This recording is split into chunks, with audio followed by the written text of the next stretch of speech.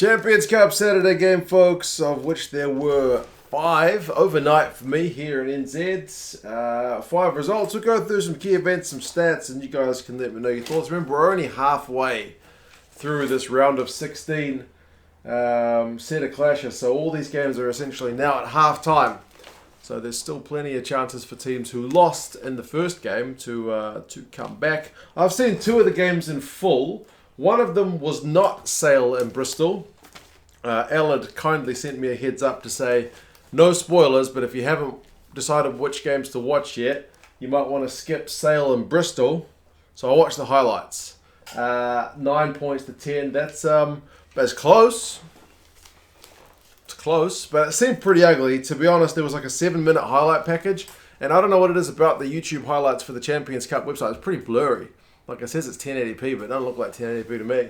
And the first 3 minutes was all like the preamble before the game even starts. And I was like, what is this doing in a highlights package? I think it was just filler because they didn't have that much to show. It was all the guys coming out and, basically the pre-match intro stuff. So it was unusual. 9 points to 10. Sale had a couple of penalties. They made it 6-0 early. They probably could have had a try with Reed kind of tearing down the wing, but they couldn't set one up. Sale, but had a 6-0 lead, 6-3 at halftime. Seemingly not a lot going on. Some of the highlights was literally just guys chucking the ball into touch after a half kind of break. Semi Radradra got the game's only try from a scrum. Kind of first phase ball. He gets the ball out in the back line, beats his first tackler, and then swerves around the next. So it's a proper, well-worked try, proper stuff that you're used to seeing from Big Semi. And 10 points to 6. Sale kick a penalty with 5 to go to make it 10-9. That's all she wrote. So very much nicely poised for the next game. It's still anybody's game, this one. I mean, Bristol to get the away result is certainly good. They go in with a 1-point advantage, but it's basically like all to play for in that second game, isn't it, with only 1 point difference. So run meters 215 to 219, pretty close. Territory 50-50. Bristol edged the territory 57-43, but turnovers conceded 24-13, with Sale conceding 24, of which 12 of those were turnovers won by Bristol. So that seems to be the winning or losing of the game for mine, based on the stats. Aaron Reed, the left winger for Sale, has 61 run meters and 2 clean breaks. Sam Jeffries, the open side for Bristol, makes 15 from 17, so a solid shift. The weather seemed a bit off and on, but it didn't seem like the most beautiful game you will ever see. But do correct me if I am mistaken from what little they showed in the highlights. The next one, Bordeaux and La Rochelle. I did watch this one, especially given the build-up with last week with the coaches and the slapping and whatnot. I figured it would be a pretty tight one. And plus, I don't watch the top 14 much at all, so it's nice for me to kind of catch up and see how the French teams are doing. And to be fair, 31-13 away from home sees La Rochelle take a pretty good advantage into the second game. They'll be massive favourites to go through at this point because not only they're at home, but they've got a big lead. So pleasing stuff from a La Rochelle point of view. The opposite for Bordeaux. I mean, it didn't help that Poirot went off really early, like the first couple of minutes for Bordeaux. I mean, that's a massive blow to lose your captain. Interestingly, Dulin tried a drop goal from a dropout, from a goal line dropout early on in this game, and I don't know what it is, because when we first saw the goal line dropouts come into rugby union, we saw a bunch of guys kicking drop goals in return. It was the Americans and Canadians. I think it was America that did it first. De Haas, the halfback. I think he was the first guy to do it. Certainly the first one I saw in their World Cup kind of playoff match, America and Canada. And we saw it replicated several times. And then it's kind of started to die off as teams kicked the ball to the flanks instead of straight up the guts. But we saw a return of the drop goals not only up north, because we saw it in another game as well, but also down here in Super Rugby, we've seen guys given the old drop goal and attempt from the goal line dropout. So it seems to be coming in kind of swings and roundabouts. I'm not sure what's going on. Anyway, the drop goal misses. But there's penalties early, so it's 3 points apiece. Raymond Rule gets the first try on 21 minutes. And I feel bad to say this, but Raymond Rule, back when he was in Super Rugby, I'm pleased. Like, his is a success story. I'm really happy for him. And I think I've mentioned this a couple of times when talking about him playing for La Rochelle. He was a bit of a joke player when he was in Super Rugby. Not for his attack. His attack has always been phenomenal, but his defense used to be worse than bad. It was pretty much non-existent. He virtually never made tackles. He was the easiest guy to bump off. He was an absolute liability on defense whilst being a miracle worker on attack. But man, I saw him make some big tackles. But he's still got the attacking magic. So it's so pleasing. Whatever they're doing at the coaching at La Rochelle seems to be able to get more out of players than other coaches are able to. Like Raymond Rule looks a better player than he ever was in South Africa. Likewise, Ehire West looks a better player than he ever was down here in NZ. But yeah, Raymond Rule gets a magic first try. He gasses Pickamoles to make it 10 points to 3. But yeah, Bordeaux managed to put the pressure on, but Aldrit wins a turnover. He's kind of a key man. And Bugarit ends up putting a clearing kick. It's pretty bizarre stuff. So halftime we go into the Sheds 13-3. Solid win, but still pretty close. And Bordeaux do what they need to do by getting the next try. Second half, Woki gets the first points for them in the second half. So it's pleasing. It's a line out move that it's like they're gonna fake it to be a maul, but they go back blindside. It's close, and then a couple of phases later, Woki ends up popping over, and he's got a hand in both the Bordeaux tries. To be fair, so 16-8, they missed the conversion. It's back to being game on, but almost immediately Dante gets a try in return for La Rochelle. So it takes a bit of the momentum out of the effort from Bordeaux. I'm just going to close my window because someone's decided to mow the lawns behind me. Not sure if that'll make much difference, but there we go. We do what we can. So yeah, La Rochelle in reply to the Bordeaux try through Dante, and then 10 minutes later they get a penalty try. It's a quick tap from La Rochelle. One of the Bordeaux players, I forget who it was, offside position, intercepts the ball.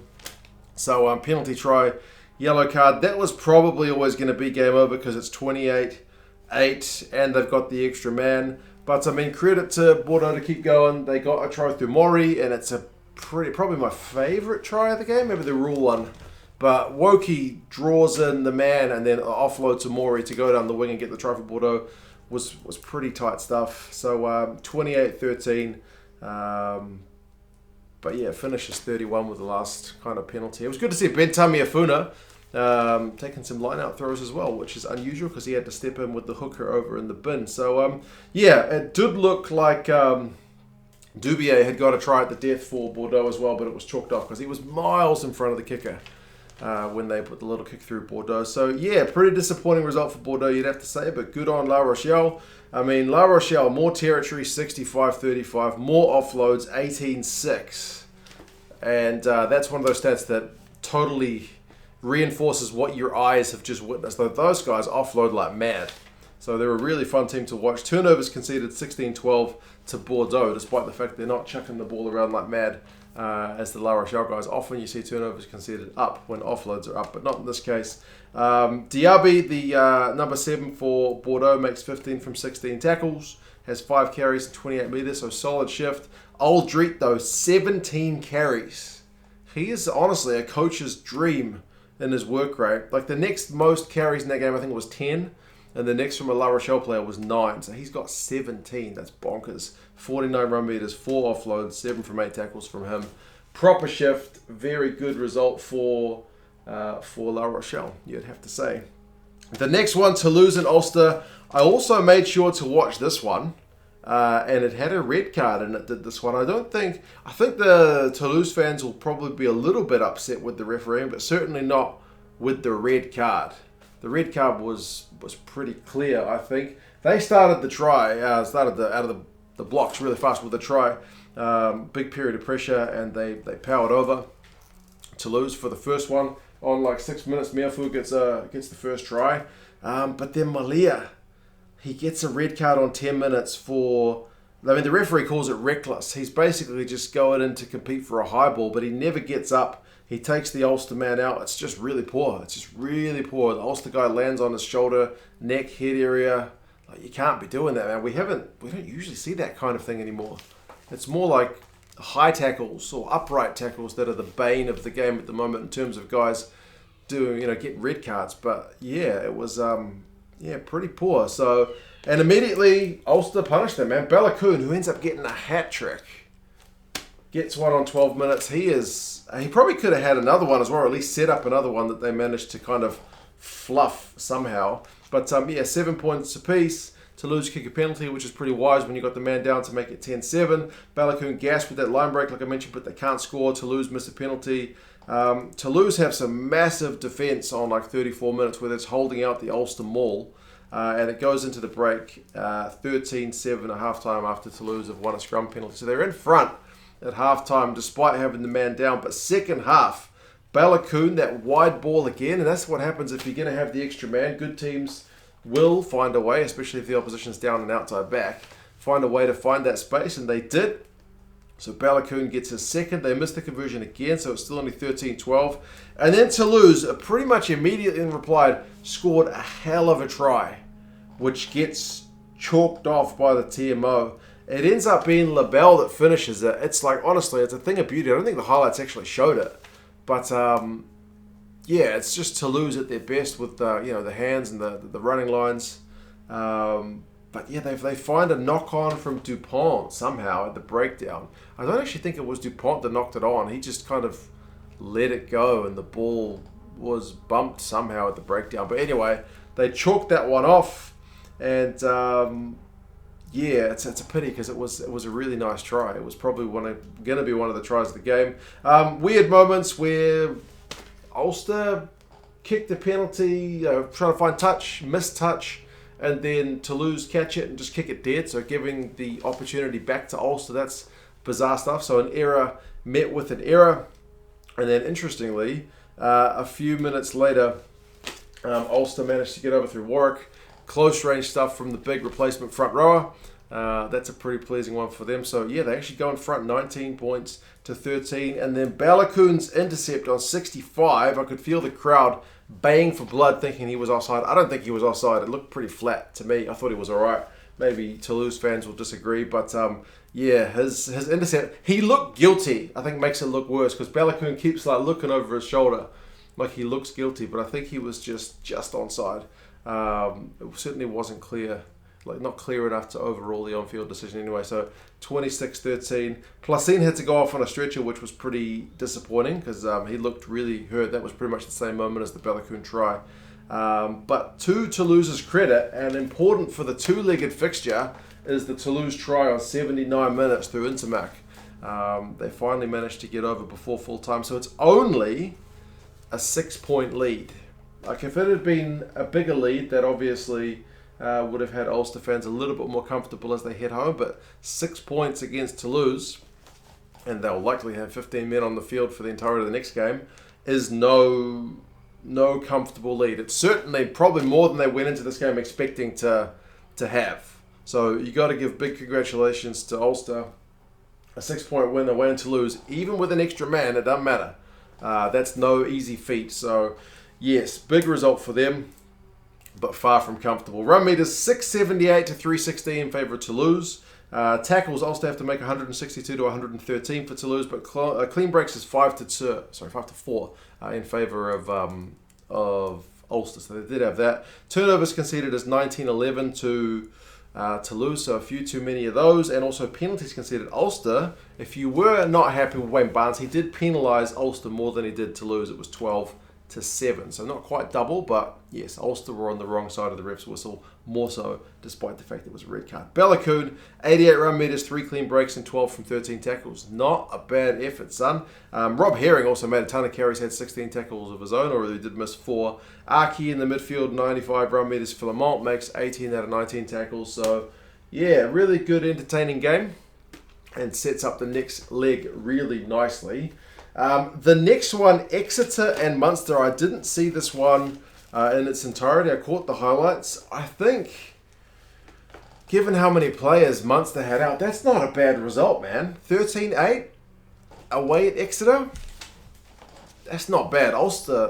Munster were missing a lot of players. I mean, the first try through Hogg is some proper class. O'Flaherty goes into a big gap, gets it to Hogg, who goes down the wing and manages to get it 5-0. But Munster had seemingly from the highlights anyway, a load of pressure, but unable to convert, which given the scoreline is probably particularly unfortunate. And then they had a yellow card as well for too many penalties, which Exeter duly punished through Vermeulen. So extra man, they score another 5, so 10-0 half time. Munster did get on the board second half with a penalty, and then Exeter's turn for a yellow card on 59 for a high tackle, I think, and then a couple of minutes later. So it's 15v13, which is particularly concerning that Munster are unable to capitalise here, albeit without so many players.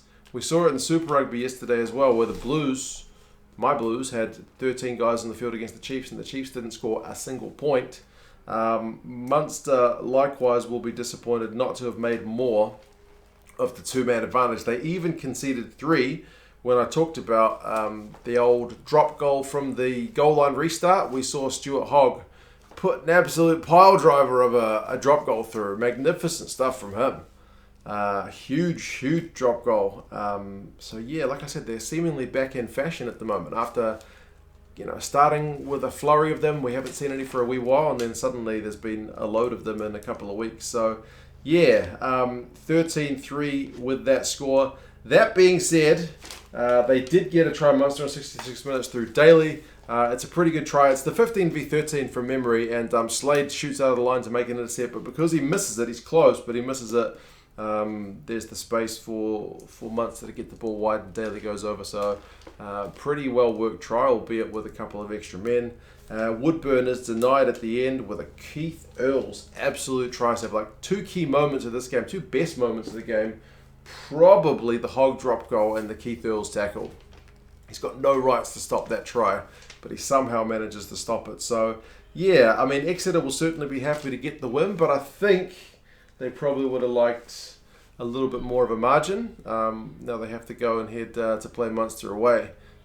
And my daughter's crying, so she's not happy about the fact that you got to go to Tolman Park and take on Munster with only a small lead. So yeah, it's all to play for. Possession and territory is in favour of Exeter, but not by a heck of a lot. Munster actually have more run meters, 332 to 292. Clean breaks also Munster's way 4-3.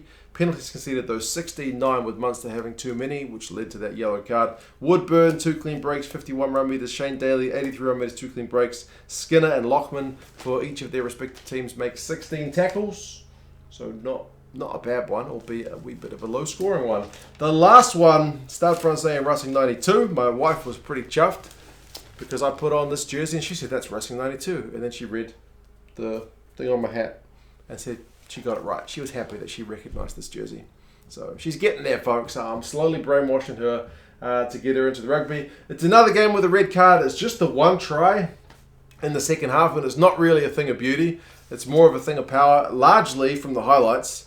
A game of an exchange of penalties, 3-0, 6-0, 9-0, 12-0, and then halftime 12-6. That's basically what I got from the highlights package. That 4 penalties in a row for Racing and then 2 for Stade Français in reply. The one try through Fiku, like you're thinking it's going to be that razzle-dazzle backline, but it's more like Fiku being a bit of a bulldozer, showing that power that he's got to get over the line. A bit of controversy as to whether he forced it, but the officials seem to be happy enough. So 19 points to 6. Latu gets a red card for an equally dumb, probably worse than the Malia one, taking out the man in the air.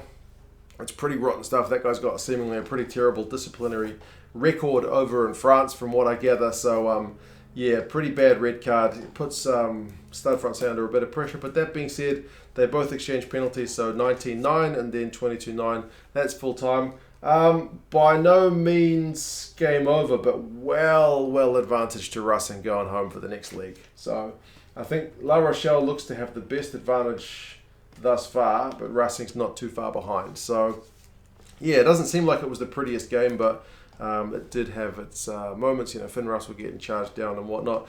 Possession and territories with Racing. More tackles by Stade Français has to be when you don't have the possession. 134 tackles made to 84 by Racing.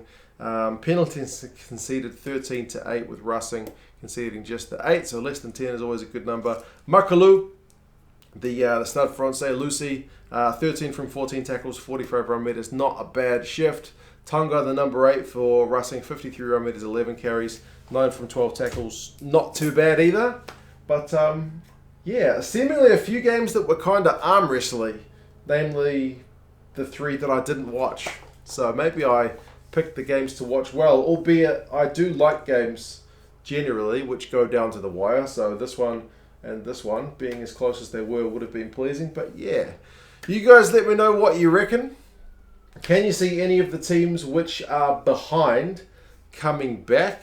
Depending on how many Munster players come back, I could certainly see them overturning a 5-point deficit. Likewise, Toulouse, albeit away from home, 6 points is only 1 converted try or 2 penalties, so I could certainly see them coming back from that. And Sale and Bristol seems pretty evenly poised. I certainly think Racing and La Rochelle should get the jobs done next week, but we will see. 20 minutes, goodness me, I better go. You guys let me know your thoughts, and I will talk to you guys again soon. See you later.